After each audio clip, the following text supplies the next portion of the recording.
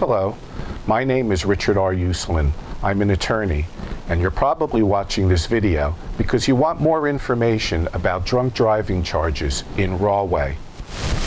An experienced DWI attorney is going to approach your case from the moment that they meet you. They're going to want to evaluate you as a witness, whether you're credible, whether you're able to discuss the facts in a clear, concise, truthful way. Another thing that's going to happen initially is the entire case is going to be played out in the attorney's mind. What kinds of issues are going to be presented? The first one has to do with whether or not there was a reasonable suspicion that a motor vehicle violation had been committed to justify the police detaining you in your car, or whether they're exercising a community caretaking function. Somebody they thought may be in need of help, who it turns out was or was not in need of help.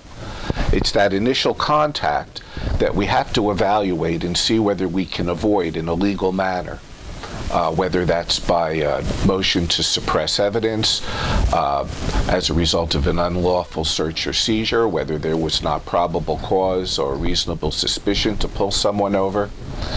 The next thing that has to be evaluated is whether there was true operation in this particular case.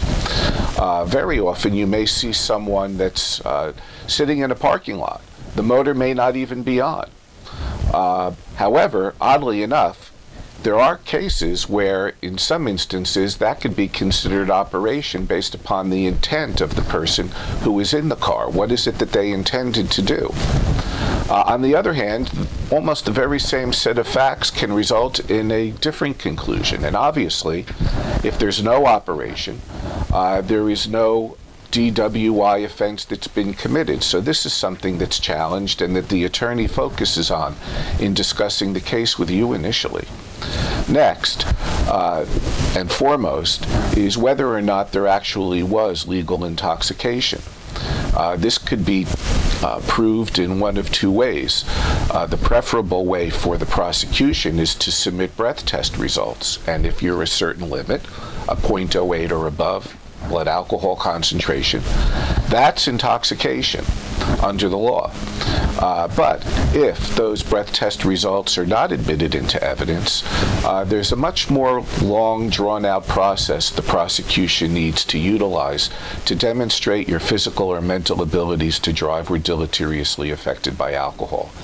So as the attorney is speaking to you in this initial consultation, they're asking questions that are designed to elicit information as to whether or not we can mount a challenge to the admissibility of those breath test results.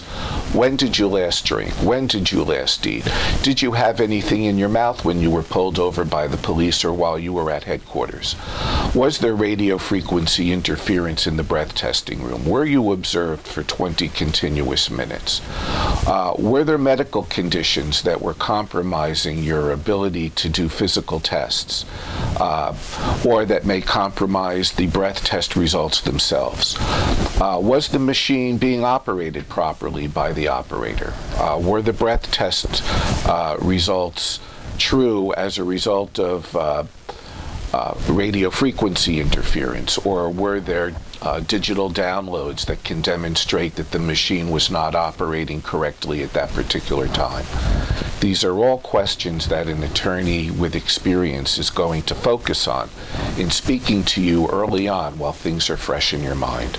I'm Richard R. Uslan, for over 30 years providing statewide services for people charged with crimes, DWI, and all municipal court offenses. For more information, visit my website indicated on this video, or speak to another experienced, reputable, and dedicated attorney.